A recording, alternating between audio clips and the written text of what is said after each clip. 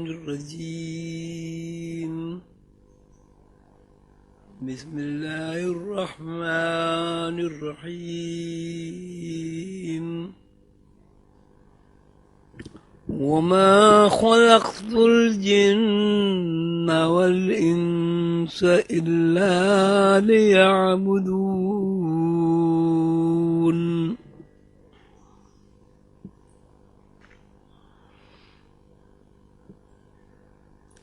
عزیزان محترم،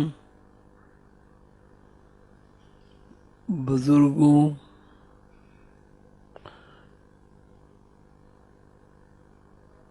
یونیورسٹی کے اساتذہ کرام،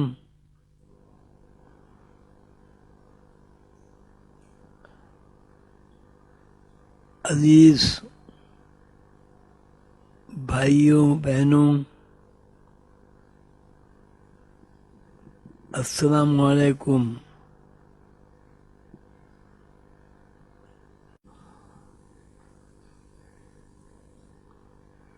حضرت بابا تاج الدین ناگپوری رحمۃ اللہ علیہ جو حضور قلندر بابا اولیاء رحمۃ اللہ علیہ کے نانا ہیں، اور حضور قلندر بابا اولیاء رحمۃ اللہ علیہ کی نسبت سے عظیمیہ سلسلے کے تمام حضرات و خواتین اور بچے حضرت بابا تاج الدین ناگپوری کو نانا تاج الدین کے نام سے یاد کرتے ہیں۔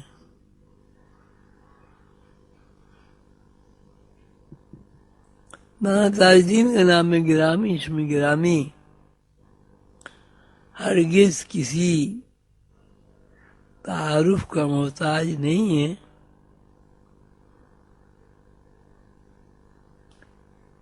ایک دنیا ہے جو نانا تاج الدین ناگپوری کی ذات والا صفات سے واقف ہے، اور بے شمار لوگوں نے اس میں مسلم حضرات، علماء کرام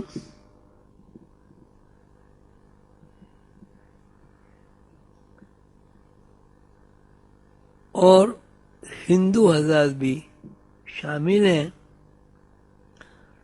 نانا تاج الدین کے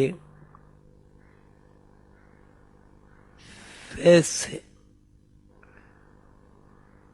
فیض اٹھایا ہے۔ میں اس غلط فہمی کو دور کرنا چاہتا ہوں کہ ہندو صرف مشرق کو ہی نہیں کہا جاتا۔ ہندوستان میں جو بھی رہتا ہے، ہندوستان کا جو بھی باسی ہے، جو بھی نیشنل ہے، وہ ہندو یا ہندوستانی ہے۔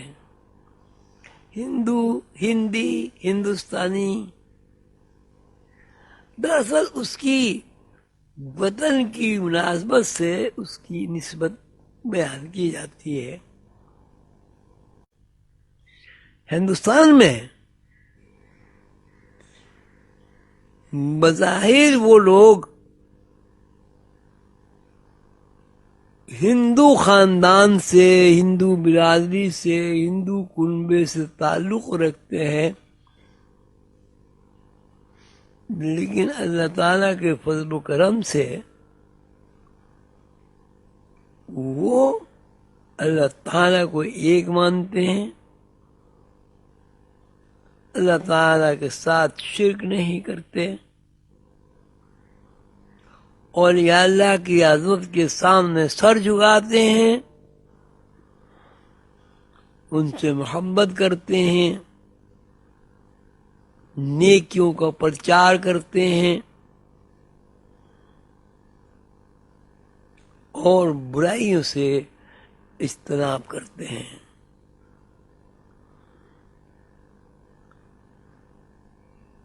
ایک آدمی لندن میں رہتا ہے،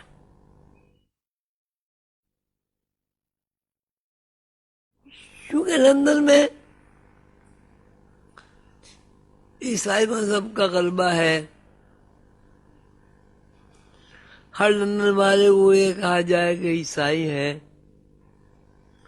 جبکہ لندن میں رہنے والے لوگ عیسائی بھی ہوتے ہیں، ہندو بھی ہوتے ہیں، اور اسلام کی روشن سے بھی منور ہے۔ بہرحال یہ ایک میں غلط فہمی دور کرنا چاہ رہا تھا کہ ہندوستان میں رہنے والا ہندو بھی اگر بت پرست نہیں ہے، مشرک نہیں ہے، صرف اور صرف اللہ کو مانتا ہے اور سیدنا حضور علیہ الصلوۃ والسلام کی نبوت پر ایمان اور یقین رکھتا ہے، وہ ہندوستانی ہونے کے باوجود بھی مسلمان ہے۔ بسم اللہ الرحمن الرحیم۔ ان الذين آمنوا والذين هادوا والنصارى إن الذين آمنوا والذين هادوا والنصارى والصابئين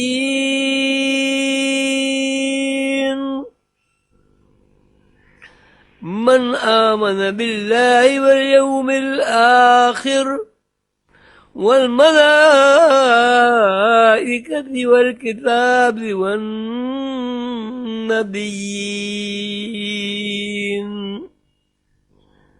اسلام ایک عقیدہ توحید ہے، کوئی بھی ہو جو بندہ اللہ کو ایک مانتا ہے، وہ یہودی ذات سے ہو، عیسائی ذات سے ہو، کسی بھی ذات سے ہو، شرط یہ ہے کہ وہ اللہ کو واحد وحدہ لا شریک لہ رب مانتا ہو، اللہ کے علاوہ اس کی عبادت نہ کرتا ہو، وہ اسلام کے دائرے میں شامل ہو جاتا ہے۔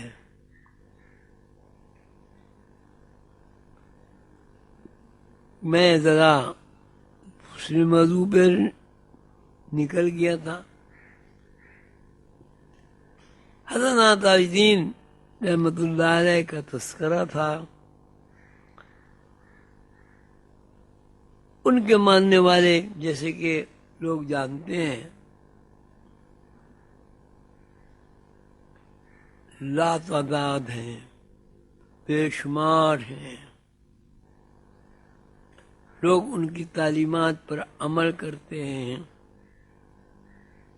ان کی ذات صفات سے فیض یافتہ ہیں، وہ سب کو پتہ ہے کہ نانا تاج الدین رحمۃ اللہ علیہ پکے سچے موحد مسلمان ہیں، اور سیدنا حضور علیہ السلام کی اولاد سے تعلق رکھتے ہیں.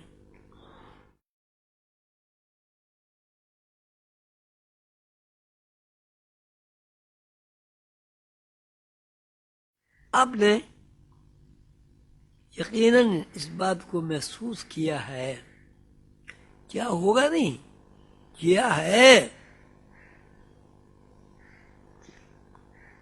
کہ جب بندہ کسی اللہ کے بندے کی صحبت میں کچھ دیر بیٹھتا ہے، توقف کرتا ہے، یکسو ہو جاتا ہے، اس کا ذہن اس فقیر کے، اس بزرگ کے، اس ولی اللہ کے ذہن کے ساتھ وابستہ ہو جاتا ہے.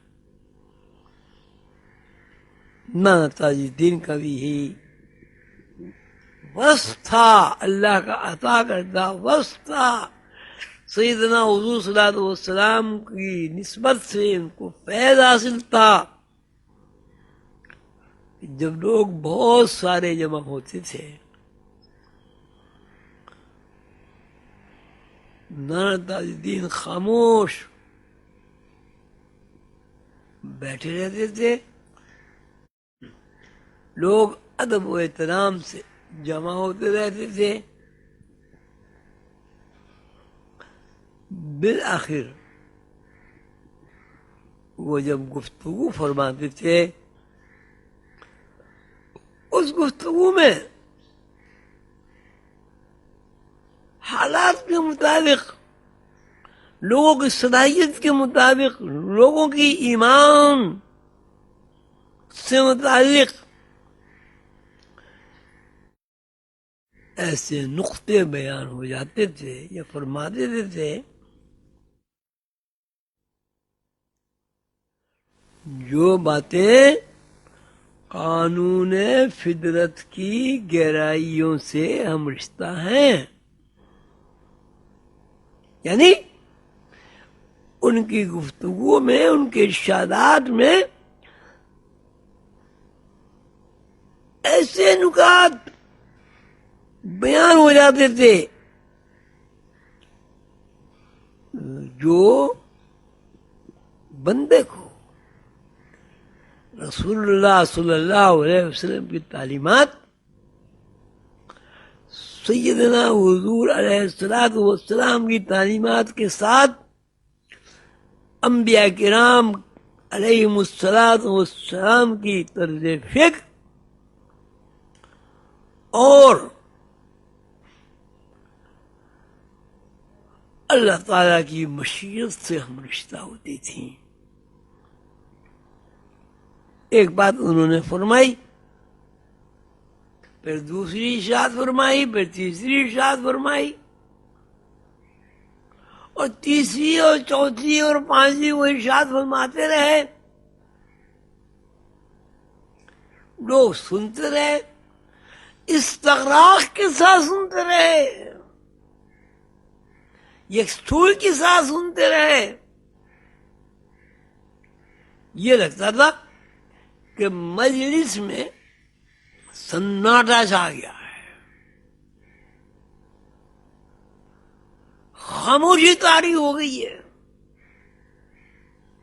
اتنی خاموشی کہ ہوا کی سرسراہٹ بھی کانوں کی آواز سے اوجھل ہو جاتی تھی. ایک غیبی آواز تھی، ایک ہاتف غیبی کی صدا قدس تھی جو اللہ تعالی کے قانون سے ہم رشتہ تھی، اور سیدنا حضور صلی اللہ علیہ وسلم کی تعلیمات سے اس کا براہ راست رشتہ قائم تھا.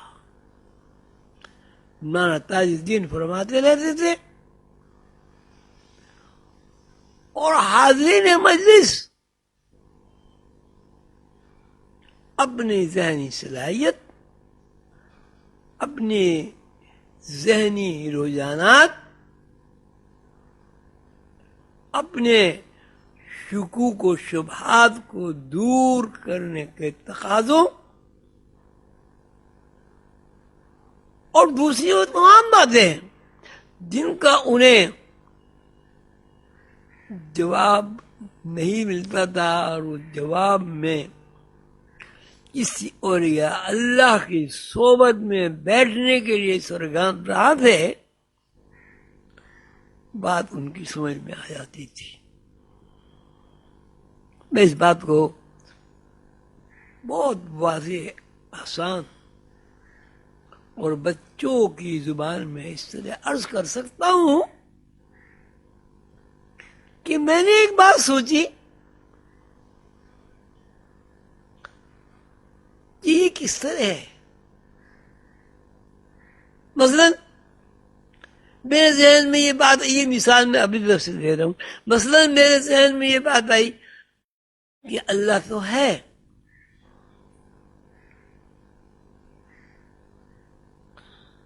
اللہ سے پہلے کیا تھا؟ اب یہ سوال کہ اللہ سے پہلے کیا تھا، میرا اپنا خیال ہے کہ ہر باعقل باشعور آدمی کبھی نہ کبھی دیر سویر سے بے یقینی کے ساتھ، یقین کے ساتھ، ارادے کے ساتھ، استغفار کے ساتھ، اظہار ندامت کے ساتھ، عاجزی انکساری کے ساتھ یہ سوچتا ہے کہ اللہ سے پہلے کیا تھا۔ اس لئے جس میں کوئی اور صاحب ہیں، ان کے ذہن میں کوئی سوال آ گیا، یہ دنیا کیا ہے؟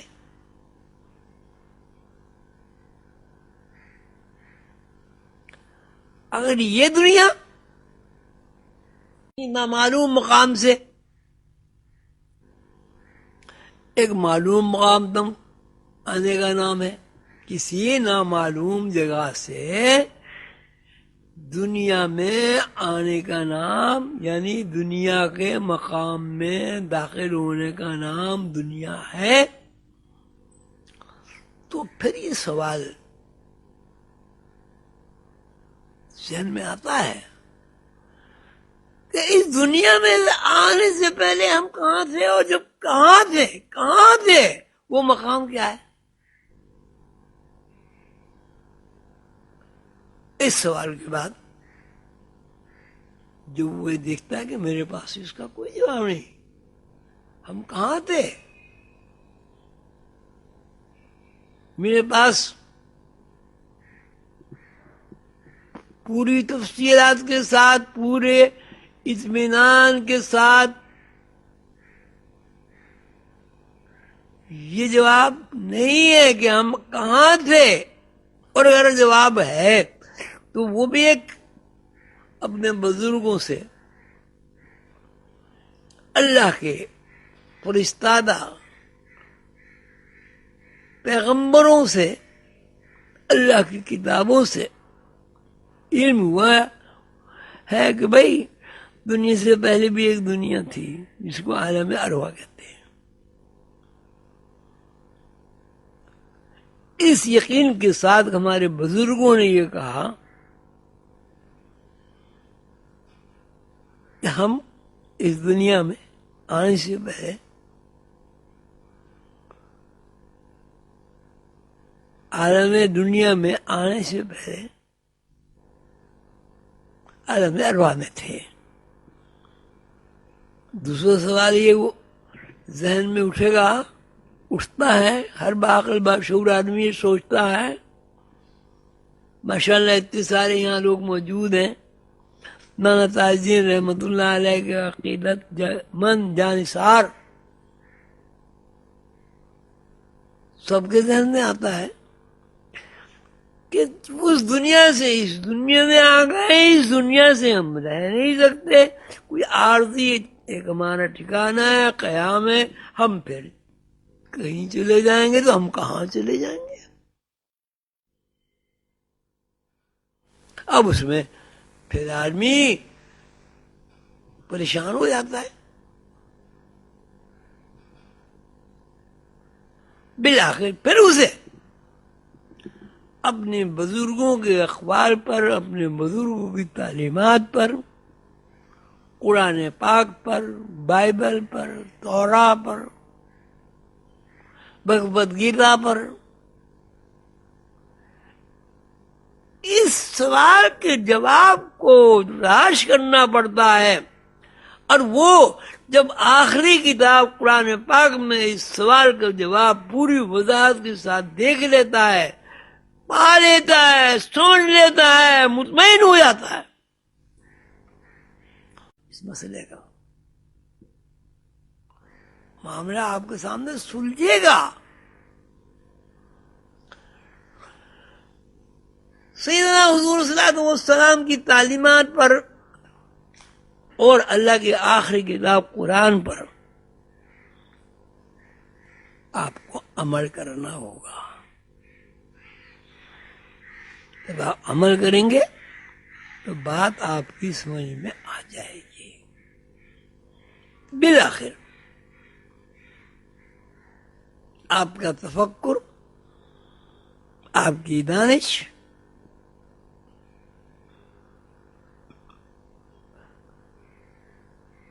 آپ کا نور باطن اس مقام پر انشاءاللہ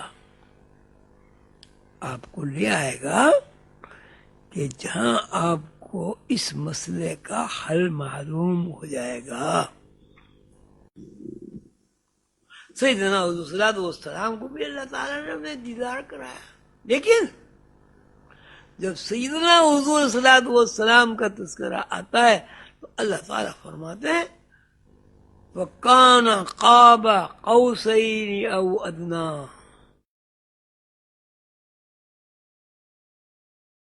جب اللہ تعالیٰ کے حضور میرا بندہ حاضر ہوا، قربت حاصل ہوئی، اتنی قربت، اتنی قربت، اتنی قربت، تو 2 کمانوں کے برابر فاصلہ رہ گیا. او ادنا، یا اس سے بھی کم. یہ قربت کی انتہا ہے.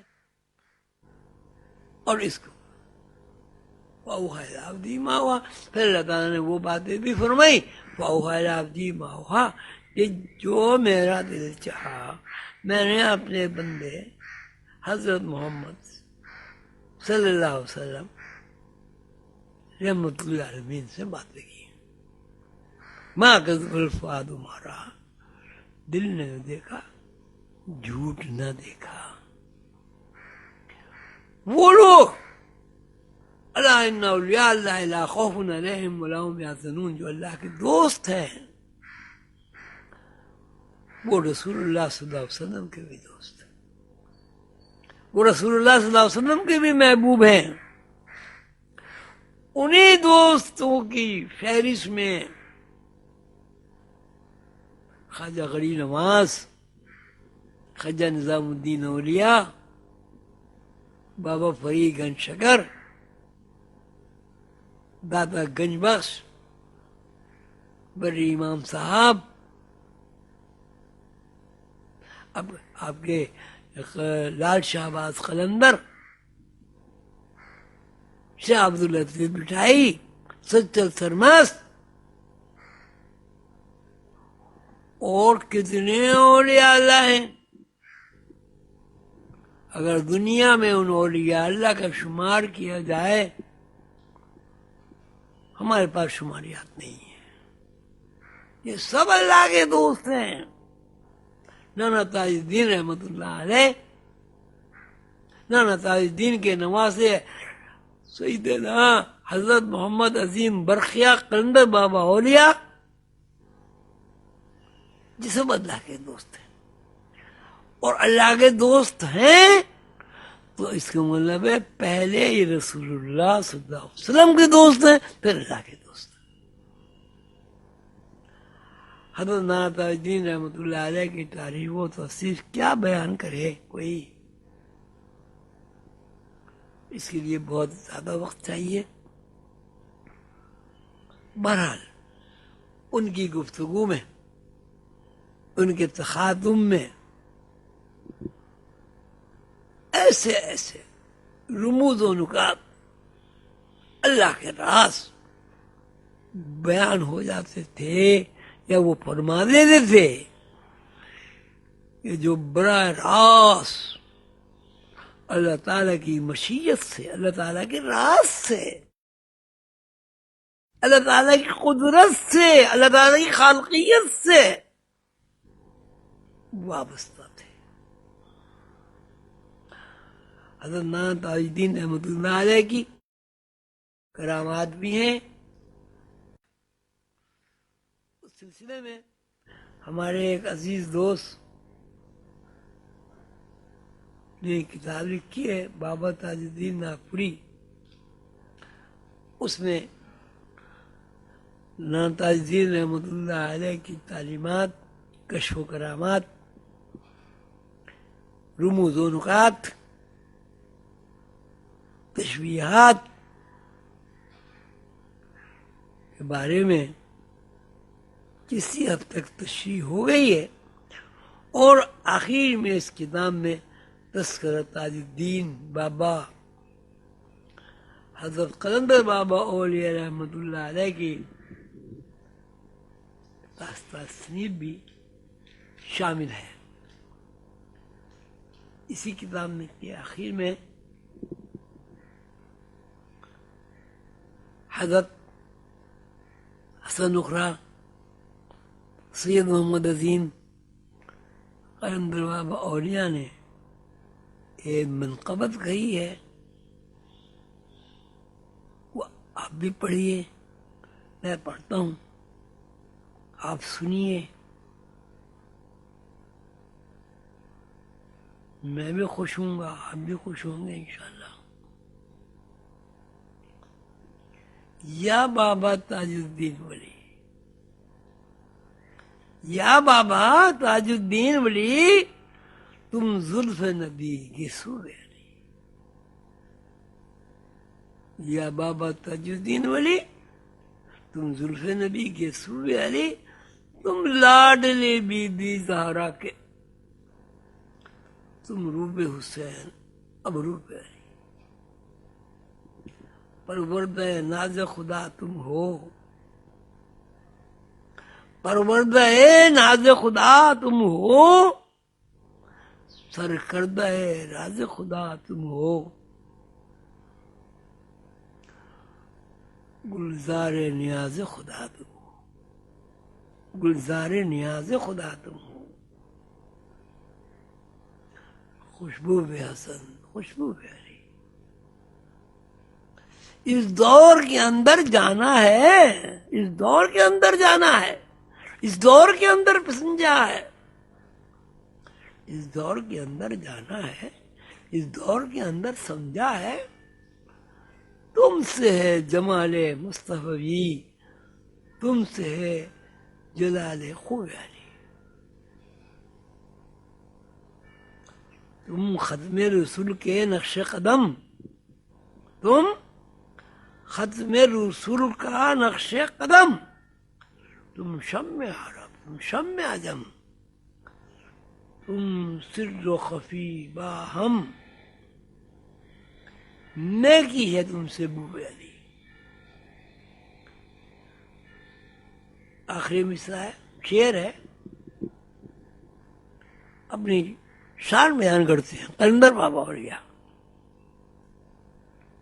جیسے کہ میں نے عرض کیا، مولانا تاج الدین کے نواسے ہیں، کہتے ہیں یہ آپ ہی کا تو نواسا ہے، یہ آپ ہی کا تو نواسا ہے، دریا پی کر جو پیاسا ہے، یہ آپ ہی کا تو نواسا ہے، دریا پی کر جو پیاسا ہے، جلووں کا سمندر دے دیجئے، جلووں کا سمندر دے دیجئے، اے باب حق جویلی، ہمیں حضرت بابا تاج الدین ناگپوری رحمۃ اللہ علیہ کا نواسے قلندر بابا اولیاء اور حضرت مولانا تاج الدین رحمۃ اللہ علیہ کے فیض سے مستفیض فرمائے. آمین یا رب العالمین. السلام علیکم ورحمۃ اللہ وبرکاتہ.